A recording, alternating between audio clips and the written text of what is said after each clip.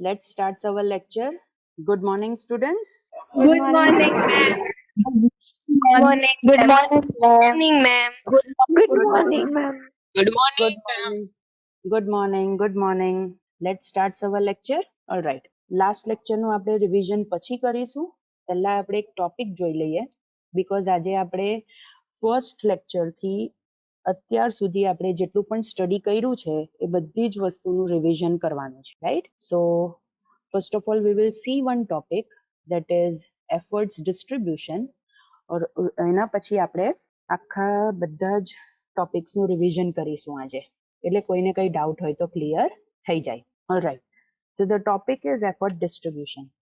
Effort distribution means તમે જે software engineering કરવા માટે, સોફ્ટવેર ડેવલપ કરવા માટે જે સ્ટેપ્સ ફોલો કરો છો, જે ફેઝિસ ફોલો કરો છો, એ કયા ફેઝિસની અંદર તમારે કેટલા એફર્ટ્સ આપવાના છે, કેટલા એફર્ટ્સ તમે આપશો તો તમારા સોફ્ટવેર એન્જિનિયરિંગની અંદર બધા ફેઝિસ પરફેક્ટલી તમે ઇમ્પ્લિમેન્ટ કરી શકશો.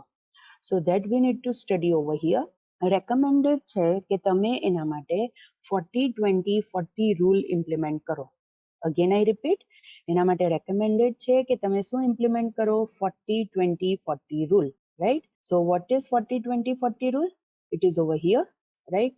કે 40-20-40 રૂલની અંદર તમારે એક વસ્તુ ધ્યાનમાં રાખવાની છે કે જ્યાં પણ તમે ફ્રન્ટ એન્ડ એનાલિસિસ કરો છો કે ડિઝાઇનિંગ કરો છો, ફોર ધેટ તમારે 40% એફર્ટ્સ મૂકવાના છે 100માંથી. અગેન આઈ રિપીટ, તમે ફ્રન્ટ એન્ડ એનાલિસિસ કરો છો કે ડિઝાઇનિંગ કરો છો, એના માટે તમારે 40% એફર્ટ્સ મૂકવાના છે 100માંથી. બીજું, આ જે સેકન્ડ 40 છે એ ટેસ્ટિંગ માટે છે. સો તમે જે બેક એન્ડ ટેસ્ટિંગ કરશો એમાં તમારે બીજા 40% છેલ્લે એફર્ટ્સ મૂકવા પડશે. બીકોઝ જ્યાં સુધી તમે પરફેક્ટલી ટેસ્ટિંગ નહીં કરશો તો તમારું સોફ્ટવેર તમે યુઝર્સને પરફેક્ટ મેનરની અંદર આપી શકશો નહીં. સો ઇટ ઇઝ રેકમેન્ડેડ કે તમે જે બેક એન્ડ ટેસ્ટિંગ કરો એના માટે તમારે કેટલા પર્સન્ટ તમારે એફર્ટ્સ મૂકવાના છે? દેટ ઇઝ 40% એફર્ટ્સ તમારે મૂકવાના છે. અને કોડિંગ માટે તમારે 20% એફર્ટ્સ મૂકવાના છે. કેમ કોડિંગ માટે 20% એફર્ટ્સ છે? બીકોઝ તમને ખબર છે કે જ્યારે તમે એનાલિસિસ કરો છો તો એનાલિસિસ કરતી વખતે તમે યુઝર પાસે જે પણ રિક્વાયરમેન્ટ ગેધર કરી હોય છે એનું તમે પરફેક્ટ ડોક્યુમેન્ટેશન બનાવો છો, એના ઉપર તમે બધી વસ્તુ પરફેક્ટલી જાણો છો કે તમારે કઈ કઈ વસ્તુ બનાવવાની છે. બીકોઝ આપણે જે જેનેરિક વ્યૂમાં ડેફિનેશન ફેઝ જોયો અને ડેવલપમેન્ટ ફેઝ જોયો. ડેફિનેશન ફેઝની અંદર આપણે એનાલિસિસ જે કરેલું હતું, જે રિક્વાયરમેન્ટ ગેધર કરેલી એના ઉપર આપણે એનાલિસિસ કરીએ છીએ ને એના અંદર આપણે બધા વોટના આન્સર્સ આપીએ છીએ, રાઈટ? મીન્સ આપણને એનાલિસિસ ફેઝ પત્યા પછી આપણને ખબર પડી જશે કે આપણને કઈ કઈ વસ્તુ જોઈએ છે. Interface, constraints, validation criteria, performance, functions, information, આ બધી જ વસ્તુ આપણને ખબર પડી જશે. એના પછી ડેવલપમેન્ટ ફેઝની અંદર જે ફર્સ્ટ થિંગ હતું that was design. So designing તમે વ્યવસ્થિત કરશો, મીન્સ તમે કેવી રીતે ઇન્ફોર્મેશનને સ્ટોર કરવા માંગો છો, એનું સ્ટ્રક્ચર શું હશે, તમે ઇન્ટરફેસ કેવું બનાવશો, એ બધી જ વસ્તુ તમે ડિઝાઇનિંગની અંદર નોટ ડાઉન કરી દેશો, રાઈટ? અને એના ઉપરથી પછી જ્યારે તમે કોડિંગ કરશો તો ઓબ્વિયસલી કોડિંગની અંદર તમારે એટલા એફર્ટ્સ મૂકવા પડશે નહીં, because just you need to translate the design which you have develop in designing phase to coding. તમારે પ્રોગ્રામિંગ લેંગ્વેજનો યુઝ કરીને તમારે ખાલી ડિઝાઇનને કોડિંગની અંદર ટ્રાન્સલેટ કરવાનું છે. દેટ્સ વાય કોડિંગ માટે કેટલા પર્સન્ટ મૂકેલા છે? દેટ ઇઝ 20% મૂકેલા છે. નાવ અનધર ઇમ્પોર્ટન્ટ થિંગ, જેવી રીતે એનાલિસિસ અને ડિઝાઇનિંગ ઇમ્પોર્ટન્ટ છે, લાઇકવાઇઝ ટેસ્ટિંગ પણ ઇમ્પોર્ટન્ટ છે. કેમ ટેસ્ટિંગ ઇમ્પોર્ટન્ટ છે? બીકોઝ તમે ડિઝાઇન એનાલિસિસ કર્યું, ડિઝાઇનિંગ કર્યું, એના ઉપરથી તમે કોડિંગ કર્યું, હવે તમારે એ ટેસ્ટ કરવાનું છે કે જે પણ તમે યુઝરને સોફ્ટવેર બનાવીને આપવાના છો એ યુઝરના રિક્વાયરમેન્ટ પ્રમાણે વર્ક કરે છે કે નહીં. એટલે ઓબ્વિયસલી તમારે ટેસ્ટિંગની ઉપર 40% એફર્ટ્સ મૂકવા પડશે, right? So this is the most important thing કે આ રૂલ તમારે યાદ રાખવાનો, દેટ ઇઝ 40-20-40 રૂલ, કે 40% ફ્રન્ટ એન્ડ એનાલિસિસ અને ડિઝાઇનિંગ માટે આવશે, બીજા 40% will be for back end testing, અને after that 20% will be for coding. Another thing you need to remember that this distribution of the percentage is for guideline. May be possible that it depends on the software that you need to change in this rule. Fine. Now આપણે જે પેલા 40 20 40 ને divide કર્યા એના અંદર actual division કેવી રીતે થાય છે? It is given over here. See, જ્યારે પણ તમે કોઈ પણ સોફ્ટવેર માટે આ જે percentage distribute કરો છો તો obviously બધા સોફ્ટવેરની કેરેક્ટરિસ્ટિક્સ ઉપર એ વર્ક કરે છે. સોફ્ટવેરની કેરેક્ટરિસ્ટિક પ્રમાણે તમે ડિસાઇડ કરશો, પ્રોજેક્ટની કેરેક્ટરિસ્ટિક પ્રમાણે તમે ડિસાઇડ કરશો કે તમારું આ એફર્ટનું ડિસ્ટ્રીબ્યુશન તમે કેવી રીતે કરશો. સો ફર્સ્ટ તમે પ્રોજેક્ટનું પ્લાનિંગ કરો છો તો પ્રોજેક્ટના પ્લાનિંગ માટે તમારે 2 to 3% એફર્ટ્સ મૂકવા પડશે કે જે રિક્વાયરમેન્ટ એનાલિસિસની પહેલા તમે મૂકશો. અગેન આઈ રિપીટ, તમારે 2 to 3% એફર્ટ્સ મૂકવા પડશે પ્રોજેક્ટના પ્લાનિંગ માટે, રાઈટ? આફ્ટર ધેટ તમે એકચ્યુઅલ જે રિક્વાયરમેન્ટ એનાલિસિસ કરો છો એના અંદર તમારે 10 to 25% એફર્ટ્સ મૂકવા પડશે. ઓબ્વિયસલી એ ડિપેન્ડ કરે છે કે તમારા પ્રોજેક્ટની સાઇઝ કેટલી છે અને એમાં કોમ્પ્લેક્સિટી કેટલી છે. એના ઉપરથી આ પર્સન્ટેજ વેરી થશે, રાઈટ? સો અહીંયા એક વસ્તુ ધ્યાન રાખવાની કે તમે ડાયરેક્ટલી કોઈ પણ જગ્યા પર જમ્પ કરી શકો નહીં. અહીંયા તમારે પરફેક્ટલી બધી વસ્તુ સ્ટેપ બાય સ્ટેપ કરવાની છે. આફ્ટર ધેટ તમે સોફ્ટવેર ડિઝાઇનની વાત કરો તો સોફ્ટવેર ડિઝાઇનની અંદર તમારે 20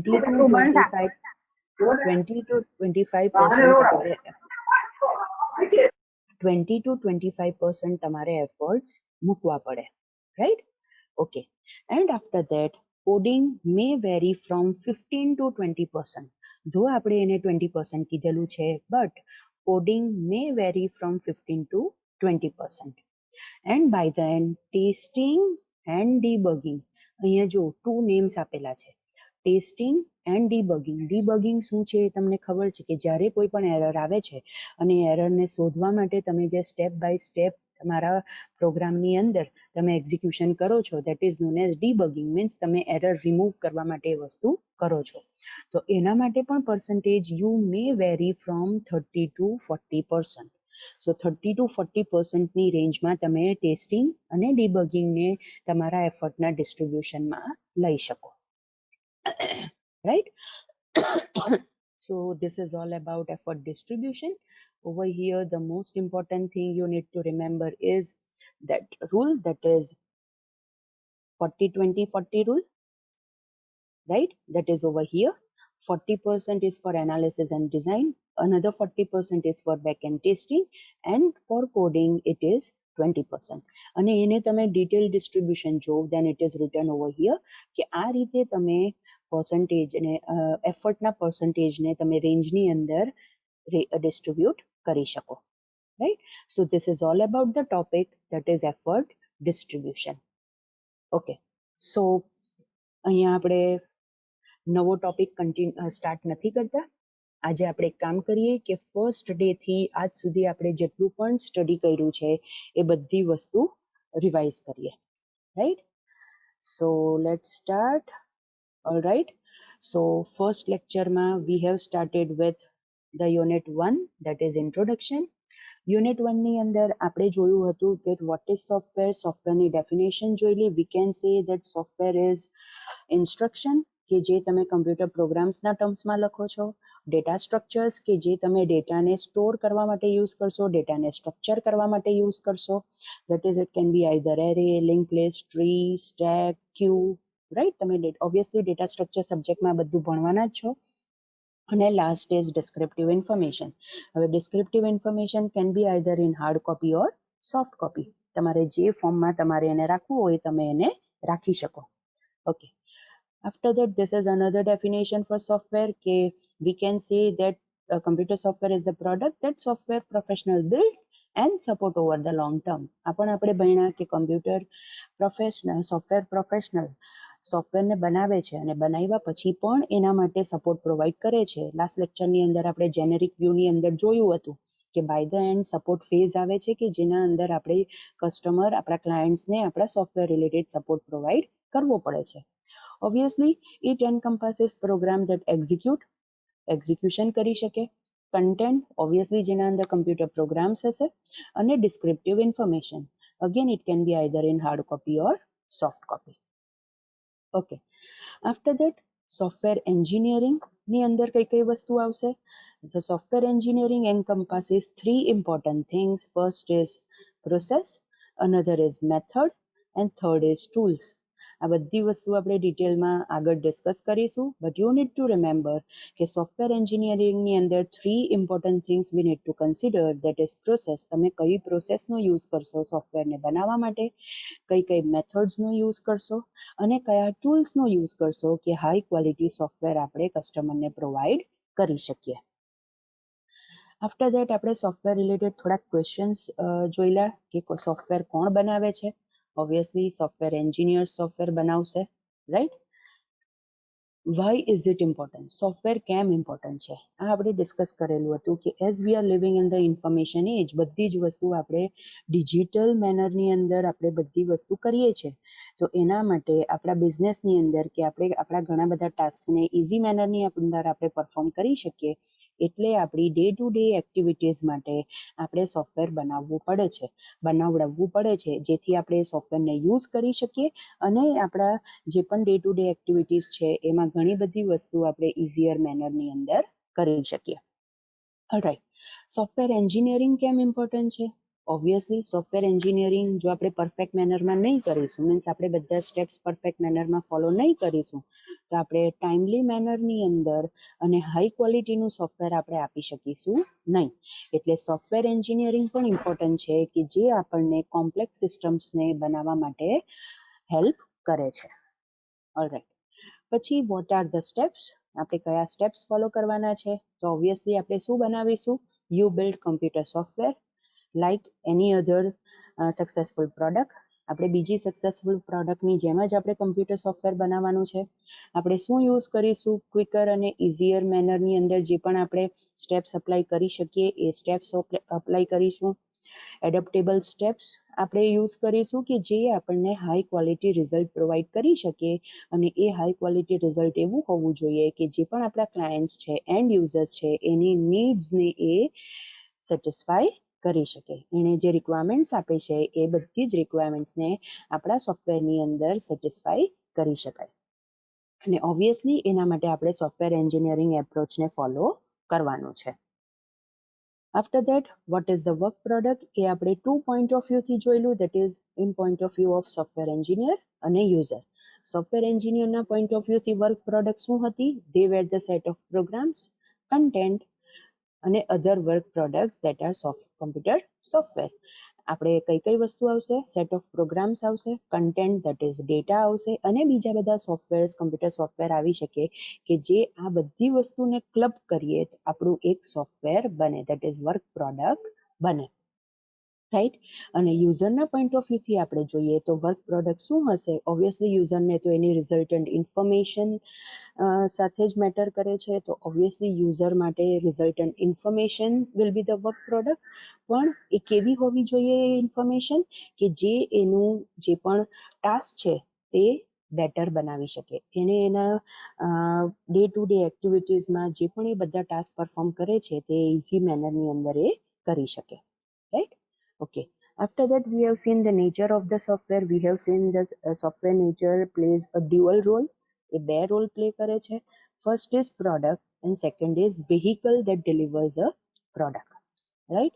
આપણે એઝ અ પ્રોડક્ટ જો કન્સિડર કરીએ તો એના અંદર ઓબ્વિયસલી હાર્ડવેર આવી શકે, નેટવર્ક આવી શકે, બીજા બધા લોકલ હાર્ડવેર આવી શકે. રાઈટ? એના અંદર એક ઇમ્પોર્ટન્ટ વસ્તુ આપણે એ કન્સિડર કરવાની છે કે આપણે મોબાઈલ ફોનનો યુઝ કરીએ છીએ કે આપણે મોટા મેઇન ફ્રેમ કમ્પ્યુટર્સનો યુઝ કરીએ છીએ. But we can take software as and information transformer. Information ટ્રાન્સફોર્મરની અંદર એ કયા રોલ પ્લે કરે છે? એ ઇન્ફોર્મેશનને પ્રોડ્યુસ કરે છે, ઇન્ફોર્મેશનને મેનેજ કરે છે, ઇન્ફોર્મેશનને એક્વાયર કરે છે, દેટ ઇઝ ગેધર કરે છે, ઇન્ફોર્મેશનને મોડિફાઈ કરે છે, મોડિફાઈ કર્યા પછી એ ડિસ્પ્લે પણ કરી શકે છે, or it can also transmit from one node to another node. પછી એ સિમ્પલ ઇન્ફોર્મેશન હોય કે કોમ્પ્લેક્સ ઇન્ફોર્મેશન હોય. કોમ્પ્લેક્સ ઇન્ફોર્મેશનની અંદર તમે મલ્ટીમીડિયાથી લઈને બધી જ વસ્તુ કન્સિડર કરી શકો, that is it can be either a simple text, image, audio, video, animation, તમે બધી જ વસ્તુ એના અંદર કરી શકો, કન્સિડર કરી શકો, રાઈટ. અને ડેટા જે પણ એ એક્વાયર કરે છે, દેટ ઇઝ ગેધર કરે છે, એ may be possible many different sources પરથી પણ એ ડેટા એક્વાયર કરી શકે. તમને ખબર છે આપણે જ્યારે આ ટોપિક સ્ટડી કરેલો ત્યારે મેં તમને ઇન્સ્ટાગ્રામનો એક્ઝામ્પલ આપેલો હતો કે તમારે તમારા પિકને ઇન્સ્ટાગ્રામની ઉપર તમારે અપલોડ કરવું છે, પોસ્ટ કરવું છે, તો એના અંદર તમે બી પોસિબલ તમે તમારા પિકને તમારી ગેલેરીમાંથી પહેલાં લેવ છો, એના ઉપર કંઈ એડિટિંગ કરો છો, એડિટિંગ કર્યા પછી તમે એને પોસ્ટ કરો છો, દેટ ઇઝ તમે એને અપલોડ કરો છો, મીન્સ તમારા મોબાઈલ ફોનથી તમારો પિક સર્વર પર જાય છે ઇન્સ્ટાગ્રામના અને પછી એ ડિસ્પ્લે થાય છે. ઇટ મીન્સ સિમ્પલ ટર્મ્સમાં તમે ઇન્સ્ટાગ્રામ યુઝ કરો છો એટલે તમને આ વસ્તુ ઇઝીલી તમે ઇમેજિન કરી શકશો કે તમે કઈ કઈ વસ્તુ કરો છો. એક્વાયર કરો છો, કલેક્ટ કરો છો ગેલેરીમાંથી, એના ઉપર એડિટિંગ કરો છો, મીન્સ મોડિફાઈ કરો છો, તમારે કોઈક નવી ઇન્ફોર્મેશન એના અંદર એડ કરવી છે, તમે કેપ્શનની અંદર કંઈક લખો છો, ઇટ મીન્સ તમે પ્રોડ્યુસ કરો છો ઇન્ફોર્મેશન, રાઈટ. એના પછી તમે એ ડેટાને ટ્રાન્સમિટ કરો છો તમારા કમ્પ્યુટર પરથી, એ તમારી ઇમેજ ક્યાં જાય છે? સર્વર પર. પછી તમારા વોલની મીન્સ તમારું જે પેજ છે ઇન્સ્ટાગ્રામનું એના પર ડિસ્પ્લે થાય છે. અને એની સાથે સાથે જો તમે એવું સેટ કર્યું હોય કે આર્કાઇવની અંદર એ સ્ટોર થવું જોઈએ તો એ સ્ટોર પણ થાય છે, રાઈટ. અને જો આપણે વેહિકલની વાત કરીએ, દેટ એઝ અ વેહિકલ એ શું કરશે? સોફ્ટવેરને ડિલિવર કરશે, અને સોફ્ટવેરને ડિલિવર કરવા માટે કઈ કઈ વસ્તુ કરશે? Software act as the basis for, શેના માટે બેઝ બનાવે છે? The control of the computer એટલે operating system, the communication of information that is the network, અને the creation and control of other program that is બીજા software tools અને એન્વાયરમેન્ટ્સને આપણે કન્સિડર કરવાના છે, રાઈટ. ઓબ્વિયસલી ઓપરેટિંગ સિસ્ટમ એટલા માટે યુઝફુલ થાય છે બિકોઝ જો આપણા કમ્પ્યુટરની અંદર ઓપરેટિંગ સિસ્ટમ નહીં હોય તો આપણે બીજું કોઈ પણ ટાસ્ક નહીં કરી શકીએ. નેટવર્ક એટલા માટે યુઝ થાય છે કે જો તમારે ઇન્ફોર્મેશન એક કમ્પ્યુટર પરથી બીજા કમ્પ્યુટર પર સેન્ડ કરવી હોય તો ઓબ્વિયસલી યુ નીડ નેટવર્ક. અને બીજા બધા સોફ્ટવેર ટૂલ્સ એટલા માટે કે તમે સોફ્ટવેરને ડેવલપ કરવાનું છે. અને બીજા બધા એન્વાયરમેન્ટ આપણે ગઈકાલે જ ડિસ્કસ કર્યું કે એક્સટર્નલ એન્વાયરમેન્ટની અંદર આપણે આપણા કમ્પ્યુટરનું કોન્ફિગરેશન કન્સિડર કરી શકીએ કે કઈ ઓપરેટિંગ સિસ્ટમ છે, સીપીયુ કયું છે, બિઝનેસ રૂલ્સ કયા છે કે જેના ઉપરથી આપણે આ સોફ્ટવેર ડેવલપ કરવાનું છે, એ બધી વસ્તુ આપણે કન્સિડર કરી શકીએ. But by the end you need to consider કે software delivers the most important product, that is information. Information is the only important thing કે જેના માટે બધા જ સોફ્ટવેર બનાવડાવે છે. After that, product and process. The product that is to be engineered. અને process શું છે કે એ પ્રોડક્ટને એન્જિનિયર કરવા માટે તમે જે ફ્રેમવર્કનો યુઝ કરો છો, જે ટેકનોલોજીનો યુઝ કરો છો, એ that will be the process. અને ટેકનોલોજીની અંદર કઈ કઈ વસ્તુ આવી શકે? Again the same thing, process, methods and tools, જે આપણે ઓલરેડી સોફ્ટવેર એન્જિનિયરિંગની અંદર આગળ જોયું. ઓલરાઈટ. સોફ્ટવેર કેરેક્ટરિસ્ટિક, આપણે કઈ કઈ સોફ્ટવેર કેરેક્ટરિસ્ટિકને આપણે જોઈલી? ઓબ્વિયસલી આપણે એ વસ્તુ જોઈલી હતી કે તમે હાર્ડવેર બનાવવા માંગો છો કે સોફ્ટવેર બનાવવા માંગો છો. બેઉ વસ્તુ આપણે બનાવવાની જ છે, બટ આપણે એ ધ્યાનમાં રાખવાનું છે કે હાર્ડવેર ફિઝિકલ ફોર્મમાં આપણને મળી શકે છે, પણ સોફ્ટવેર આપણને ફિઝિકલ ફોર્મમાં મળતું નથી. It will B in logical form.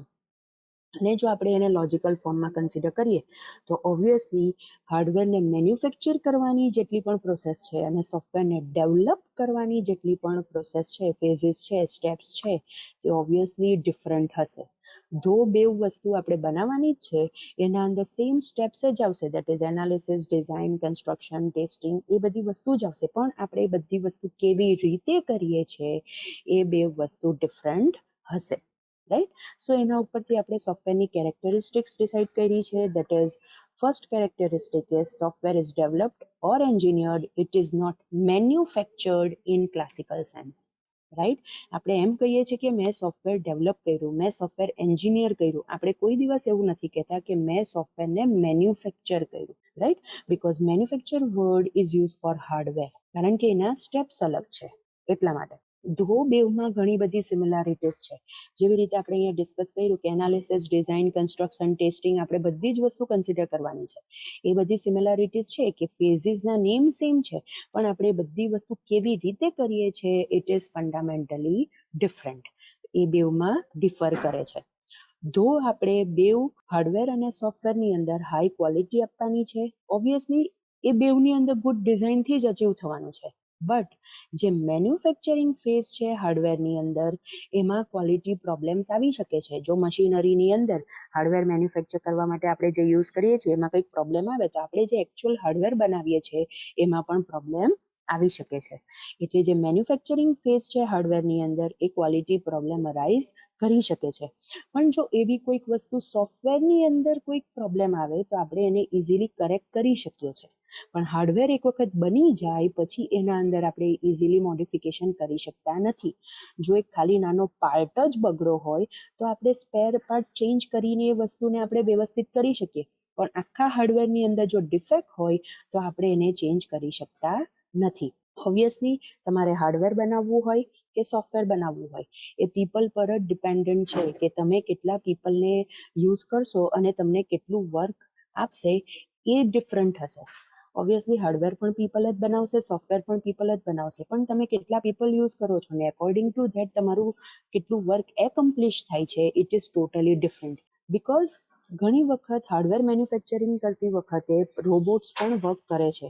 તમારે એક જગ્યા પરથી બીજી જગ્યા પર હેવી મશીનરીઝ લઈ જવી હોય કોઈક હાર્ડવેર બનાવવા માટે તો એના માટે રોબોટ પણ વર્ક કરે, but it is not possible or it is difficult in software to use the robot. Another thing is both activities required construction of the product. Obviously તમારે બેવ હાર્ડવેર બનાવવાનું છે કે સોફ્ટવેર બનાવવાનું છે, સોફ્ટવેરમાં કોડિંગ કરવું પડશે અને હાર્ડવેરની અંદર મેન્યુફેક્ચરિંગ કરવું પડશે. આપણે એને કન્સ્ટ્રક્શન કહી શકીએ, but the approaches that we use for both are different. આપણે કેવી રીતે એ વસ્તુ કરીશું, એના માટે કયો પેરાડિમ યુઝ કરીશું, કયો એપ્રોચ યુઝ કરીશું એ ડિફરન્ટ હશે. અને obviously software cost are concentrated in engineering. સોફ્ટવેરની કોસ્ટ શેના ઉપર ડિપેન્ડ હશે? એના એન્જિનિયરિંગની ઉપર એ ડિપેન્ડન્ટ હશે. Now the second characteristic was software doesn't wear out but it does deteriorate. એના અંદર again we have discussed according to both the thing that is hardware and software. First આપણે આ bathtub curve જોઈ લો which was specifically for hardware. અહીંયા failure છે અને અહીંયા time છે, that is x axis પર time છે અને y axis પર failure rate છે. અને this curve is considered as a bathtub curve. જ્યારે હાર્ડવેર મેન્યુફેક્ચરિંગ થવાનું સ્ટાર્ટ થાય છે, મીન્સ બનવાનું સ્ટાર્ટ થાય છે, ત્યારે એના ફેલિયર રેટ સૌથી હાઈ હશે. જેમ જેમ હાર્ડવેર બનતું જશે અને એના અંદર તમે ચેન્જીસ કરતા જશો, એની ડિફેક્ટ રિમૂવ કરતા જશો, તેમ તેમ ફેલિયર રેટ ડિક્રીઝ થતું જશે. At some moment it will be કે ફેલિયર રેટ થોડુંક સ્ટેડી થઈ જાય છે.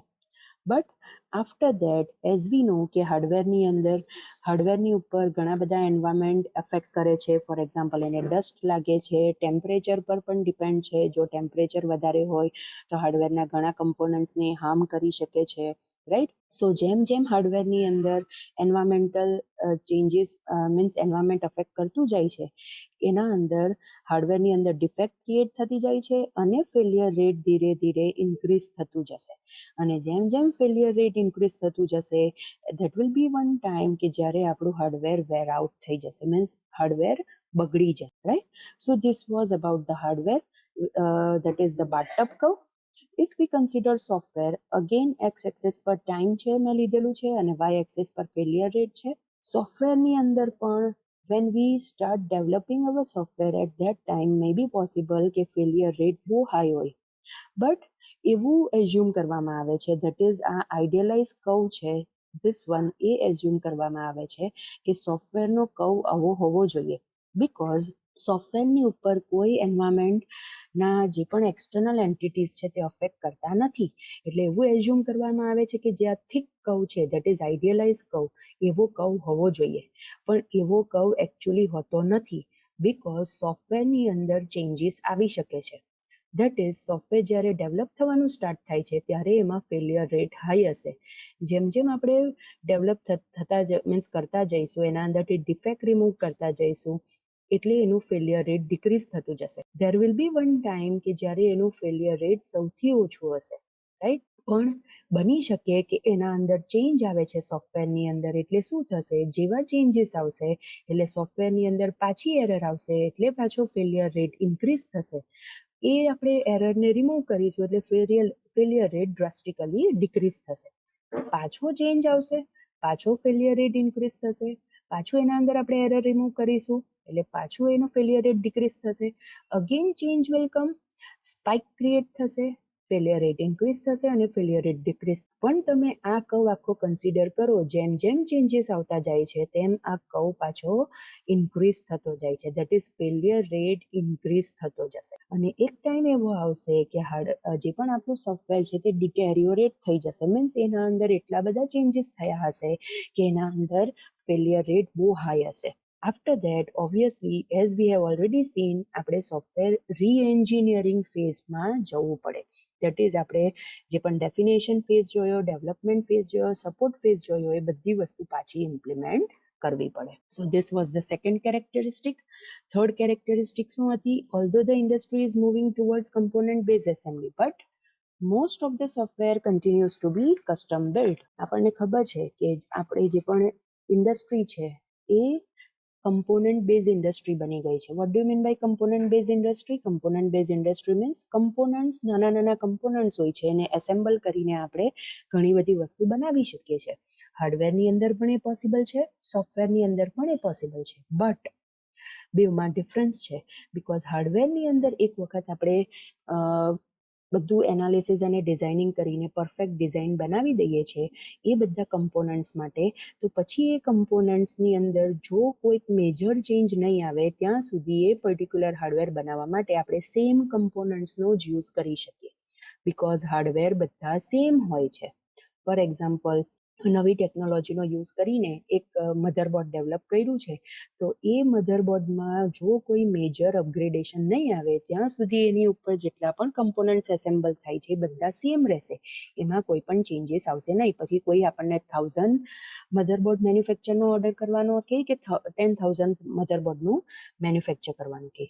But if we consider the software, the software are most of the time custom built. Custom built means એક કસ્ટમાઇઝ મેનરમાં જ બનાવવા પડશે, બિકોઝ કસ્ટમર્સ જે આપણને રિક્વાયરમેન્ટ આપે છે એ રિક્વાયરમેન્ટ બધાની ડિફરન્ટ હોય છે. એટલે આપણે સોફ્ટવેરની અંદર મોસ્ટ ઓફ ધ ટાઈમ આપણે એવું કરવું પડે છે કે આપણે દર વખતે નવી જ વસ્તુ એમાં એડ કરવી પડે છે. નો ડાઉટ ઘણી ફંક્શનાલિટી એવી હશે કે જે સિમિલર હશે, તો એના માટે આપણે જો પહેલાના કોઈ સોફ્ટવેરની અંદર એ ફંક્શનાલિટી કરી હોય તો આપણે એને રીયુઝ કરી શકીએ. પણ ઘણી વખત એવું હોય છે કે રીયુઝ કરતી વખતે પણ આપણે એની અંદર થોડાક ચેન્જીસ કરવા પડે according to the requirement of the customer, અને પછી જ આપણે એને આપણા સોફ્ટવેરની અંદર યુઝ કરી શકીએ. તમે પણ પ્રોગ્રામ્સ ડેવલપ કર્યા છે, તમને એવું લાગે કે મારો આ પ્રોગ્રામ આના જેવો સિમિલર છે, તો તમે એ પ્રોગ્રામને કોડિંગને થોડુંક કોપી પેસ્ટ કરો છો, બટ એ કોપી પેસ્ટ કર્યા પછી પણ તમારે એ કોડિંગની અંદર થોડાક ચેન્જીસ કરવા પડે છે, તો જ તમે એને જે રિઝલ્ટ જોઈએ છે, જે આઉટપુટ જોઈએ છે એના પ્રમાણે તમે એને બનાવી શકો. That's why we can say that software continues to be custom built. Okay. After that, what is process? Process ની અંદર we have seen they are the series of predictable steps. It is also known as roadmap, કે જે આપણને શેના માટે help કરશે? It will help you to create timely and high quality result. અને આ રોડ મેપને આપણે શું કહીશું? Software process. આફ્ટર ઓલ આપણને ખબર છે કે આપણે જે પણ સોફ્ટવેર બનાવવાનું છે તે ટાઈમલી મેનરની અંદર ડિલિવર કરવાનું છે, મીન્સ ટાઈમ પર એને ડિલિવર કરવાનું છે, અને ડિલિવર કર્યા પછી આપણે એ પણ ધ્યાન રાખવાનું છે કે એ જે રિઝલ્ટ પ્રોવાઈડ કરશે તે હાઈ ક્વોલિટી રિઝલ્ટ હોવા જોઈએ. આ બે વસ્તુને અચીવ કરવા માટે આપણે જે સ્ટેપ્સને પરફોર્મ કરીએ છીએ કે જે આપણે રોડ મેપ બનાવીએ છીએ, that is known as software process. Obviously કોણ કરશે? સોફ્ટવેર એન્જિનિયર્સ અને એ લોકોના મેનેજર્સ કરશે, બિકોઝ જે પણ સોફ્ટવેર બનાવવાનું છે કોણ બનાવે છે, કોણ ડેવલપ કરે છે? Software engineer. સો ઓબ્વિયસલી આ સ્ટેપ્સ પણ કોણ પરફોર્મ કરશે? સોફ્ટવેર એન્જિનિયર્સ અને એના મેનેજર્સ પરફોર્મ કરશે. બટ એ શેના ઉપરથી ડિપેન્ડન્ટ હોય છે આ બધા પ્રોસેસ? એ ડિપેન્ડ્સ કે કયા પીપલે કઈ રિક્વાયરમેન્ટ આપીને આ સોફ્ટવેરની રિક્વેસ્ટ કરી છે, રાઈટ? કેમ ઇમ્પોર્ટન્ટ છે સોફ્ટવેર પ્રોસેસ? કેમ ઇમ્પોર્ટન્ટ છે? કારણ કે એ સ્ટેબિલિટી પ્રોવાઈડ કરે છે, કંટ્રોલ પ્રોવાઈડ કરે છે અને ઓર્ગેનાઇઝેશન ઓફ એક્ટિવિટીઝ પ્રોવાઈડ કરે છે. જો આપણા સોફ્ટવેરની અંદર બધી વસ્તુ સ્ટેબલ મેનરની અંદર આપણે ઇમ્પ્લિમેન્ટ નહીં કરીએ, કંટ્રોલ્ડ મેનરની અંદર ઇમ્પ્લિમેન્ટ નહીં કરીએ, ઓર્ગેનાઇઝડ મેનરની અંદર આપણે એને ઇમ્પ્લિમેન્ટ નહીં કરીએ, may be possible by the end આપણું બધું જે પણ આપણે સ્ટેપ્સ પરફોર્મ કર્યા છે તે મેશઅપ થઈ જાય, એ પ્રોપરલી વર્ક કરે નહીં. એટલે આપણે ઇમ્પોર્ટન્ટ છે કે આપણે વ્યવસ્થિત પ્રોસેસ, વ્યવસ્થિત રોડ મેપ અને એકદમ પરફેક્ટ સ્ટેપ્સને ફોલો કરીએ કે આપણે આપણું સોફ્ટવેર ઇઝી મેનરની અંદર ડેવલપ કરી શકીએ. What are the steps? Obviously એ આપણે ઓલરેડી જોયું છે કે સ્ટેપ્સ દર વખતે બધાના સરખા નથી હોતા. જો તમે મશીનની અંદર, વોશિંગ મશીનની અંદર જે નાના નાના સોફ્ટવેર્સ હોય છે એની વાત કરો તો એ અલગ રીતે બને છે. વેબસાઇટ બનાવવી હોય તો વેબસાઇટ અલગ રીતે બને છે. ઇટ મીન્સ જો આપણે ડિટેલ લેવલની વાત કરીએ તો ડિટેલ લેવલની અંદર જે પણ આપણે સોફ્ટવેર બનાવીએ છીએ એના ઉપર ડિપેન્ડ હશે, કયા ટાઈપના સોફ્ટવેર પર ડિપેન્ડ હશે કે તમે કયા કયા સ્ટેપ્સ કેવી રીતે પરફોર્મ કરશો. ધો બધા જ software analysis, design, coding, testing, maintenance આ જ ફેઝિસ ફોલો કરે છે, પણ આ ફેઝિસ પણ આપણે કેવી રીતે ફોલો કરીશું એ ઇમ્પોર્ટન્ટ હશે ને એ શેના ઉપર ડિપેન્ડન્ટ હશે કે કયા ટાઈપનું સોફ્ટવેર તમારે બનાવવું છે, રાઈટ? અને વર્ક પ્રોડક્ટ શું હશે? ઓબ્વિયસલી પ્રોગ્રામ્સ, ડોક્યુમેન્ટ્સ અને ડેટા કે જે આપણું સોફ્ટવેર આપણને પ્રોડ્યુસ કરીને આપે છે. After that, software engineering. Software engineering is the establishment and use of sound engineering principles in order to obtain economically sound software that is reliable and work efficiently on real machines. Obviously, software engineering શું છે?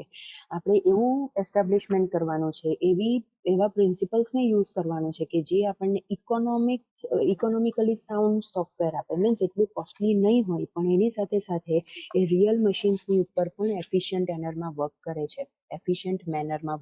છે. Reliable software છે, means આપણે એના ઉપર dependent રહી શકીએ કે આ સોફ્ટવેર જે આપણને આઉટપુટ જનરેટ કરીને આપે છે તે આઉટપુટ પરફેક્ટ જ છે. Another definition, if we talk about software engineering, then we can say that software engineering is first the application of systematic, disciplined and quantifiable approach. Means આપણે જે પણ અપ્રોચ પરફોર્મ કરવાના છે તે સિસ્ટમેટિક મેનરમાં પરફોર્મ કરવાના છે, ડિસિપ્લિન્ડ મેનરમાં પરફોર્મ કરવાના છે. ક્વોન્ટિફાયેબલ મીન્સ આપણે જે પણ અપ્રોચ પરફોર્મ કરીએ છીએ એના ઉપરથી આપણને જે વસ્તુ ડેવલપ થયેલી મળે છે એ આપણને ઇઝી મેનર, ક્વિકર મેનરની અંદર એ બધી વસ્તુ મળે છે. શેના માટે એ બધી વસ્તુ પરફોર્મ કરવાની છે? For the development. એના અંદર જે પણ અલગ અલગ ઓપરેશન્સ આપણે પરફોર્મ કરીએ છીએ એના માટે, અને જે આપણે મેન્ટેનન્સ કરીએ છીએ એના માટે. આ બધી વસ્તુ માટે આપણે એપ્રોચ ફોલો કરવાનો છે અને એની સાથે સાથે આપણે એ બધા એપ્રોચને સ્ટડી પણ કરવાના છે, રાઈટ? અને obviously this we have already discuss કે software engineering encompasses a process, methods and tools, right? After that, we have seen software engineering is a layered technology, and the most important layer, or we can say the bedrock of all the layers, is quality focus, right? Quality focus is the most important layer. It acts as a base for all other layers, right? Because આપણે જે પણ software બનાવવાનું છે તે quality data output provide કરે એવું બનાવવાનું છે, એટલે quality is the most important thing.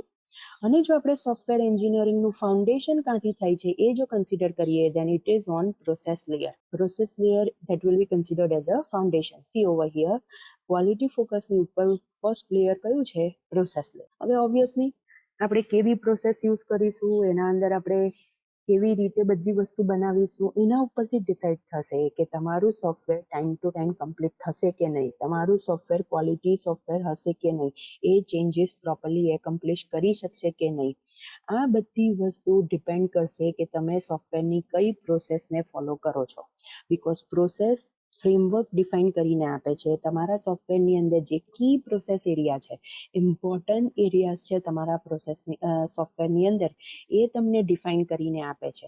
અને જ્યારે તમને એ બધી વસ્તુ ખબર પડી જાય છે કે તમારે મેઇન કઈ કઈ વસ્તુ પર ધ્યાન રાખવાનું છે, તો એના ઉપરથી પછી તમે ડિટરમાઇન કરી શકો કે તમે બધી વસ્તુ કેવી રીતે કરશો. સોફ્ટવેર પ્રોજેક્ટને તમે કંટ્રોલ કેવી રીતે કરશો, એના અંદર કઈ મેથડ્સ અપ્લાય કરશો, વર્ક પ્રોડક્ટ કયા કયા હશે? Documents, data, reports, forms, milestone means કયા ટાસ્ક માટે તમે કેટલું ટાઈમ ડ્યુરેશન આપો છો, કે એનાલિસિસ માટે તમે કેટલા દિવસ લેશો, ડિઝાઇનિંગ માટે તમે કેટલા દિવસ લેશો, ક્વોલિટી કેવી રીતે તમે એન્શ્યોર કરશો, એવી કઈ કઈ એક્ટિવિટીઝ તમે પરફોર્મ કરશો કે તમે ક્વોલિટી એશ્યોરન્સ આપી શકો, તમે કહી શકો કે નહીં અમારું સોફ્ટવેર ક્વોલિટી રિઝલ્ટ જનરેટ કરે છે. અને જો એમાં કોઈ ચેન્જીસ આવે છે, જો કસ્ટમર્સ રિક્વાયરમેન્ટની અંદર કોઈ ચેન્જીસ આપે છે, તો એ બધી વસ્તુ પણ તમે પ્રોપરલી મેનેજ કરી શકતા હોવા જોઈએ. ને એના માટે કી પ્રોસેસ એરિયાઝ ડિફાઇન કરવા પડે, અને એ આપણે શેના ઉપરથી ડિફાઇન કરી શકીએ છીએ? It is define from the process. So that's why we can say that the foundation for software engineering is process layer. After that, methods ની અંદર શું આવશે? ટેકનિકલ હાઉ ટુઝ મીન્સ આ બધી વસ્તુ કેવી રીતે કરી શકશું. હાઉ ક્વેશ્ચનનો આન્સર આપે છે અહીંયા, કે આપણા જે પણ ટાસ્ક છે, that is analysis, design, construction, testing, support, આ બધી વસ્તુ આપણે કેવી રીતે કરી શકીશું, કઈ કઈ મેથડનો યુઝ કરીશું, કયા પ્રિન્સિપલ્સનો યુઝ કરીશું, કે જે આપણે ટેકનોલોજીના જેટલા પણ એરિયા છે એને ગવર્ન કરી શકે, કંટ્રોલ કરી શકે. અને બાય ધ એન્ડ ઓબ્વિયસલી એ કઈ કઈ વસ્તુ ઇન્ક્લુડ કરશે? Modelling activities and other descriptive technique. તમે સોફ્ટવેર કેવી રીતે બનાવવાના છો, એના માટે તમે કઈ વસ્તુ કેવી રીતે કરશો. ફોર એક્ઝામ્પલ, ડેટા સ્ટોર કરવા છે, તો ડેટા માટે તમે કયું ડેટા સ્ટ્રક્ચર યુઝ કરશો?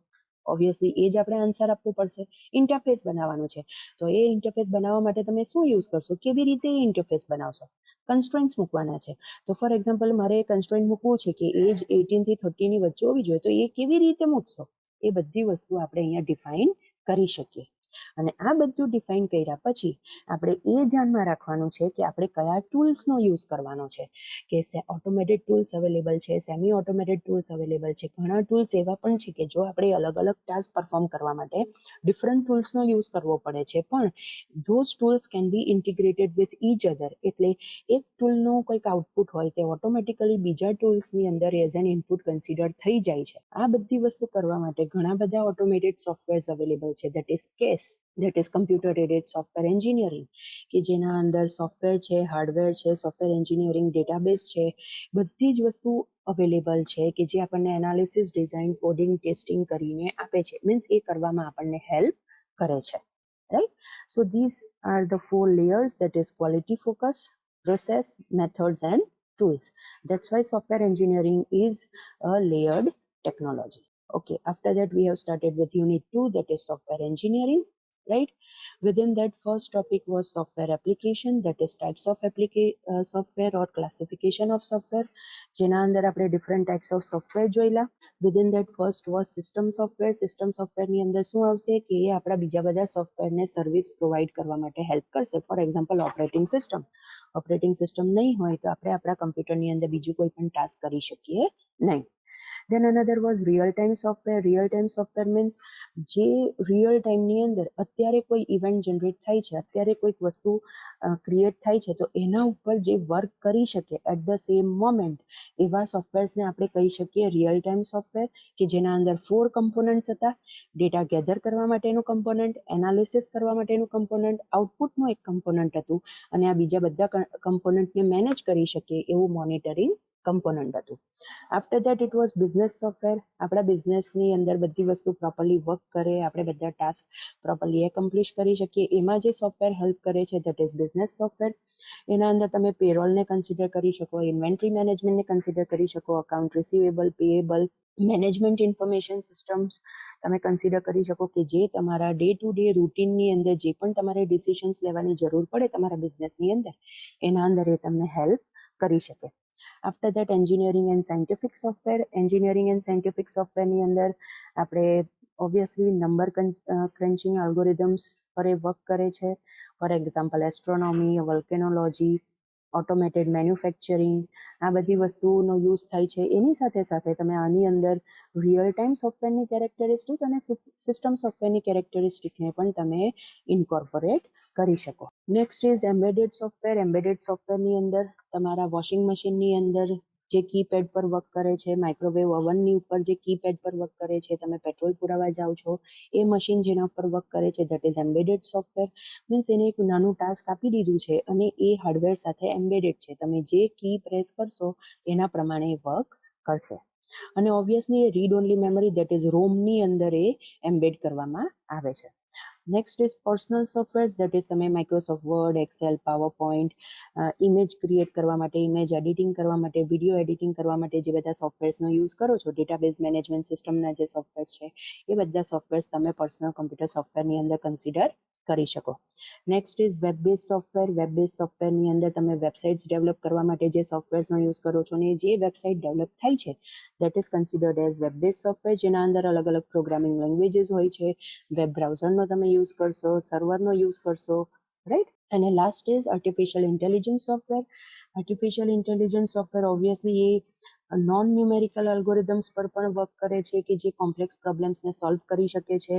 એક્સપર્ટ સિસ્ટમ્સ હોય છે જે નોલેજ બેઝ સિસ્ટમ પણ કહેવાય છે. For example pattern recognition, artificial neural network, theorem proving, game playing. આના અંદર આપણે રાવણ મૂવીનો એક્ઝામ્પલ આપણે કન્સિડર કરેલો હતો, રાઈટ. સો એવા કોઈક સોફ્ટવેર કે જેના અંદર હ્યુમન બિંગ જેવું ઇન્ટેલિજન્સ આપણે પ્લેસ કર્યું છે, those types of softwares are known as artificial intelligence software. After that, we have seen software myth. Software myths are divided into three different types, that is management myth, customer myth and practitioner myth. Management મેથની અંદર first myth હતી books related, કે જેના અંદર managers એવું વિચારે છે કે આપણે જો બુક્સ પ્રોવાઈડ કરી દઈએ તો આપણું કામ પૂરું થઈ જાય છે અને આપણા પીપલ ઇઝીલી સોફ્ટવેર ડેવલપ કરી શકશે. બટ રિયાલિટીની અંદર ખાલી બુક પ્રોવાઈડ કરી દેવાથી બધી વસ્તુ એકોમ્પ્લિશ થતી નથી, બીકોઝ સોફ્ટવેર એન્જિનિયર, સોફ્ટવેર ડેવલપર્સને બધી વસ્તુ ખબર હોતી નથી. બુક વ્યવસ્થિત મીન્સ એના અંદર બધી વસ્તુ અવેલેબલ છે કે નહીં, સોફ્ટવેર ડેવલપર્સને ખબર છે કે નહીં કે આવી કોઈક બુક એક્ઝિસ્ટ કરે છે કે નહીં, બુકની અંદર બધી વસ્તુ વ્યવસ્થિત આપેલી છે કે નહીં, રાઈટ. આ બધી વસ્તુના આન્સર આપણને મળે છે નો, બીકોઝ આપણે મેઇન ઇમ્પોર્ટન્ટ વસ્તુ જે પ્રોવાઈડ કરવાની છે તે ટાઈમલી મેનરમાં સોફ્ટવેર પ્રોવાઈડ કરવાનું છે અને ક્વોલિટી સોફ્ટવેર પ્રોવાઈડ કરવાનું છે. Another was related to tools. આપણે નવા કમ્પ્યુટર્સ ડેવલપર્સને આપી દઈશું, એનાથી નવા સોફ્ટવેર્સ આપણે ડેવલપર્સને આપી દઈશું, એનાથી આપણું વર્ક પૂરું થઈ જાય છે. હવે સોફ્ટવેર ડેવલપર્સ ઇઝીલી આપણું સોફ્ટવેર બનાવી શકશે. આ મિથ છે. બટ રિયાલિટી ઇઝ નવા કમ્પ્યુટર્સ આપી દેવાથી, નવા સોફ્ટવેર્સ આપી દેવાથી વર્ક અહીંયા કમ્પ્લીટ થઈ જતું નથી, બીકોઝ આપણને સારી ક્વોલિટીનું વર્ક જોઈએ છે અને એ ડિપેન્ડ કરે છે કે જે પણ સોફ્ટવેર ડેવલપર્સ છે તે કેવી રીતે સોફ્ટવેર બનાવે છે. Another was related to the schedule, કે જો આપણે શેડ્યુલમાં પાછળ રહી જઈએ તો આપણે શું કરી શકીએ, નવા પ્રોગ્રામર્સને આપણે એડ કરી શકીએ. But no, it is not true. રિયાલિટીની અંદર જો આપણે નવા પ્રોગ્રામર્સને એડ કરીશું તો એના અંદર ન્યૂ કમર્સને સોફ્ટવેર સમજાવવા માટે વધારે ટાઈમ ચાલ્યો જશે અને આપણે પરફેક્ટ મેનરની અંદર, ટાઈમ ટુ ટાઈમ પ્રોડક્ટિવ મેનરની અંદર આપણું સોફ્ટવેર ડિલિવર કરી શકીશું નહીં. Another was related to the outsourcing. Managers એવું વિચારે છે કે જો આપણે સોફ્ટવેરને આઉટસોર્સ કરવા માટે આપી દઈએ, દેટ ઇઝ થર્ડ પાર્ટીને સોફ્ટવેર બનાવવા માટે આપી દઈએ, તો આપણે કોઈ પણ વસ્તુ ધ્યાન રાખવાની જરૂર પડશે નહીં.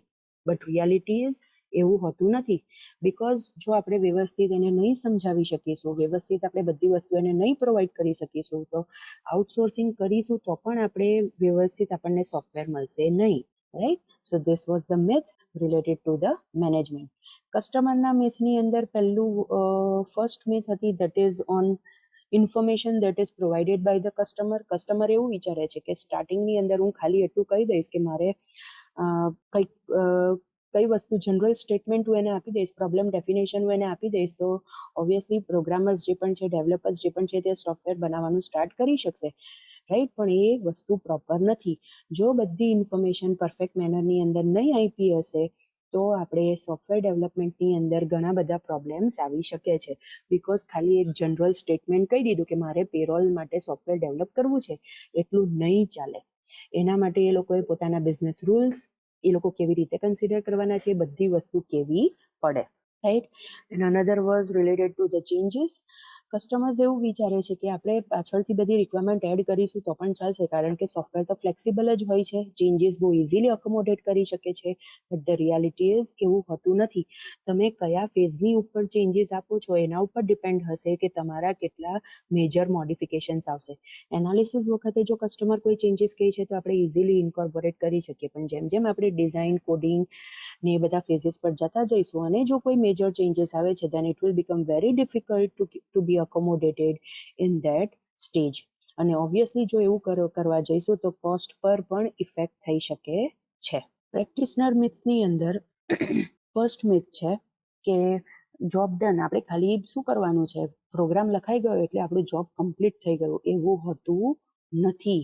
તમે જેટલું જલ્દી પ્રોગ્રામ લખવાનું સ્ટાર્ટ કરશો એના ઉપર એનાલિસિસ ને બધું કર્યા વગર એટલો વધારે એરર આવશે, એટલા વધારે એફર્ટ્સ તમારે મૂકવા પડશે. બીકોઝ તમને પહેલા તો ખબર જ નહીં હશે કે તમારે કેવું બનાવીને આપવાનું છે અને તમે ડાયરેક્ટલી પ્રોગ્રામ બનાવવા પર ચાલ્યા ગયા છો.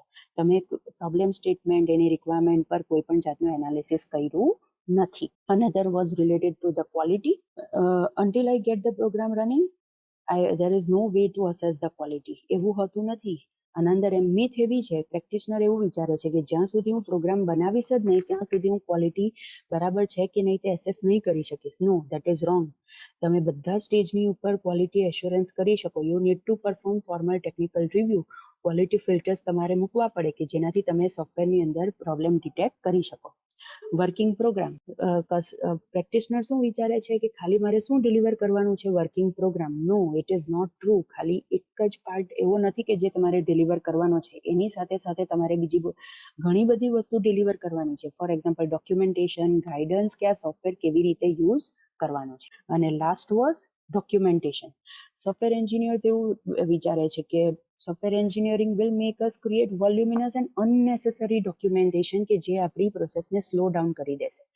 નો, તમે જ્યાં સુધી વ્યવસ્થિત ડોક્યુમેન્ટેશન નહીં કરશો ત્યાં સુધી તમે બધી વસ્તુ વ્યવસ્થિત મેનેજ કરી શકશો નહીં. જો તમારે ક્વોલિટી જોઈએ છે અને તમારે રીવર્ક મીન્સ પાછું બધું કામ કરવાનું રિડ્યુસ કરવું છે અને તમારે બધી વસ્તુ ફાસ્ટર મેનરમાં કરવી છે તો તમારે એના માટે ડોક્યુમેન્ટ્સ ક્રિએટ કરવા પડશે. પણ ડોક્યુમેન્ટ્સ એક જ એવી વસ્તુ નથી કે જે તમારે ક્રિએટ કરીને આપવાની છે, એની સાથે સાથે તમારે સોફ્ટવેર પણ બનાવીને આપવાનું છે. But document is important, right? And after that, last topic which we have seen was 2.2, that is software engineering as a generic view, right? It is divided into 3 phases, that is definition, development and support. Definition, it focuses on what તમારે બધા what questions ના answer આપવાના છે, that is what information is to be processed, what function are desired, what performance is desired, તમારી સિસ્ટમનું behaviour કેવું હશે, interfaces કયા હશે, કી ડિઝાઇન કન્સ્ટ્રેન્ટ્સ કયા હશે અને વેલિડેશન્સ કયા હશે. So definition phase ની અંદર 3 major tasks is software or information engineering, software project planning and requirement analysis.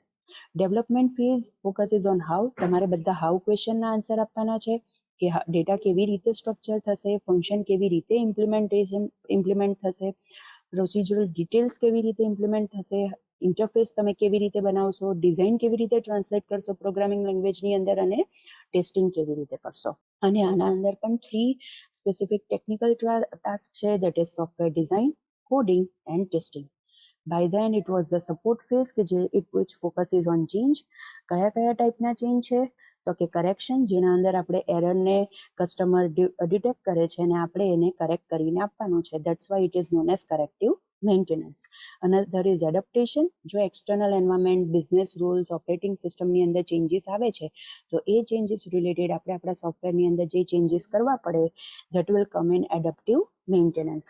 Customers જ્યારે સોફ્ટવેર યુઝ કરે છે તો એને એવું લાગે છે કે આવી એડિશનલ ફંક્શનાલિટી મારા સોફ્ટવેરની અંદર એડ કરવી જોઈએ, that is A enhancement change કહેવાય છે.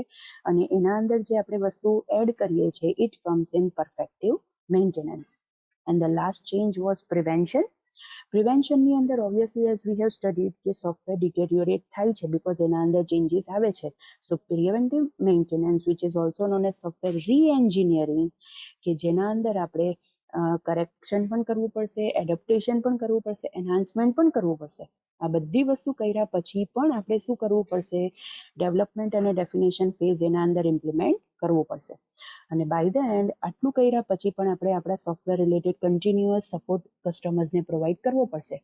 પછી ઇન હાઉસ આસિસ્ટન્ટ હોય, ટેલિફોન હેલ્પ ડેસ્ક હોય કે એપ્લિકેશન સ્પેસિફિક તમે કોઈક વેબસાઇટ પ્રોવાઈડ કરો છો પણ તમારે સપોર્ટ કસ્ટમર્સને પ્રોવાઈડ કરવો પડશે. Right? And after that we have seen one example, that is online examination system. And today we have seen the topic that is effort distribution. Right? So students, up till now અત્યાર સુધી જેટલા પણ lectures થયા એની અંદર આપણે આ બધી વસ્તુ ડિસ્કસ કરી છે. રાઈટ? ઓકે, હવે તમારે કોઈ ક્વેશ્ચન હોય તો મને પૂછી શકો છો, else we will end our lecture over here.